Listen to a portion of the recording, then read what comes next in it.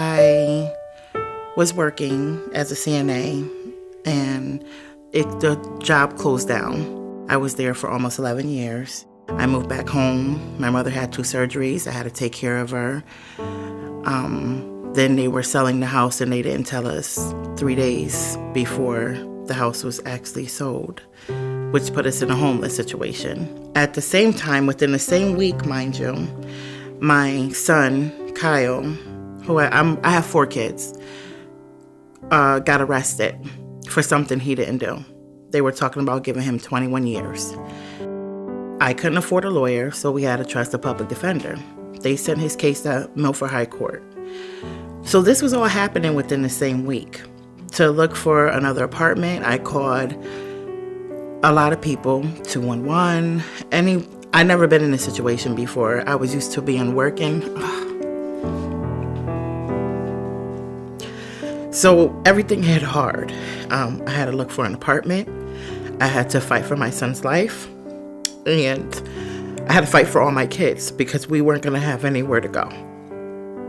I was a homeless mother with my son since June of last year.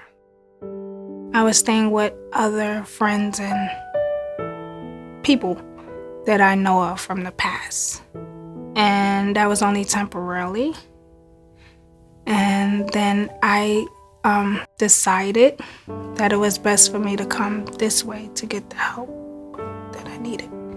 I came out here to be with my child's father. It didn't work out, so I found myself homeless and with a child. And it's disheartening to know that picture perfect family in your head, that's not what you're gonna get. I just couldn't believe that I ended up coming up here and everything fell apart. I'm still kind of shocked by it, but I know I have to move on from it. I was a drug user for many years, and I've been through the Bridgeport Rescue Mission discipleship program. So 2011 was when I graduated, and I met my husband. We ended up getting married. We had 2 children together. And we moved out to Stratford, and he relapsed. And so we were out of house and home. It had gotten really bad to the point where I was just like, maybe I should call DCF and tell them to take my son because I can't provide a place for him. That is the most pitiful, that's the worst feeling in the world as a parent, to know that you can't provide for your child. I called 211. And they explained to me the process that you have to go through in order to get help with shelter. And I was on a waiting list since December. The 2nd to 3rd time that I did call and tell them, listen, I'm in a shed now of my neighbor, and me and my 4-year-old is cold. And it's becoming a major tragedy, for me and my son. Is there any way you can get us any other place, or if you can help us with other resources? I was feeling very helpless and afraid. I moved in with a friend, and I thought I was going to be safe. She was my friend for about 10 years. Well, I start working at Dunkin' Donuts. Even though I was used to a higher paying job, I was taking whatever just to try to make ends meet and to get myself back together. When I did that, I came home from work early by the grace of God, and I found her boyfriend hitting my son. So I had to move again. Okay. I moved in with a cousin. She's not a real cousin, but we grew up together since we were about 5 years old. I left there because I was raped. So I came here. I'm gonna be honest, I didn't want to come here. I don't trust nobody at this point in my life. Nobody. Okay?